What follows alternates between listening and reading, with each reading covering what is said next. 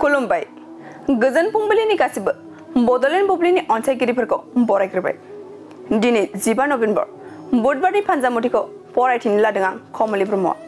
फानजामुथिनि गिबियाव दं मेष राशि। दाहार लानो गोनां जानो हागौ, बायदि जेंना नुजाथिगोन, सानब्लाबो सानस' हायै जागोन। वृष राशि। माबा मोनसे मुवा बेसाद मोननो हागौ, सुखुयै थानो हागोन, मोजां सान जागोन। मिथुन राशि। बेराम जानानै दङब्ला मोजां थासारियाव फैगोन, देहाफोरखौ गोजोन सुखु मोनगोन। कर्कट राशि। जानाय खाजाखौ मोजां बासिना जानाया गाहाम, उदै सानाय जानो हागौ, देहाखौ जोथोन लाखि। सिंह राशि। न'खराव सुखु गैयै जानो हागौ, गावजों गाव गोरोबलायनाय नङा, असान्थियै साना बारलांगोन। कन्या राशि। गोरोन्थि हाबा मावफ्लांनो हागौ, गावखौनो गोसो हमथाना थानाया गाहाम, थौले गोसोजों सानगोन। तुला राशि। मोजां हाबा मावना दिन्थिनो हागोन, गुबुना मेगन सागोन, खैफोदाव खोख्लैनो नाजागोन। वृश्चिक राशि।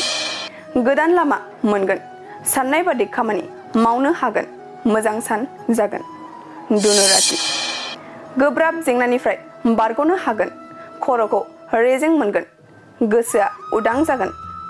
मकर राशि। जायखिजाया मुवा फानोब्ला मुलाम्फा जागोन, आखायाव रां फैगोन, मोजां सान। कुम्भ राशि। बिमानि सुखु फैगोन, न'खराव अनलायनाया बांगोन, सुखुनि सान जागोन। मीन राशि। इसोर सिबियोब्ला बोर मोननो हागौ, धोरोमखौ साननो रोंगोन, मोजां सान जागोन। दिनै सानसेनि राशि फरायथिनायाबो एसेनोसै।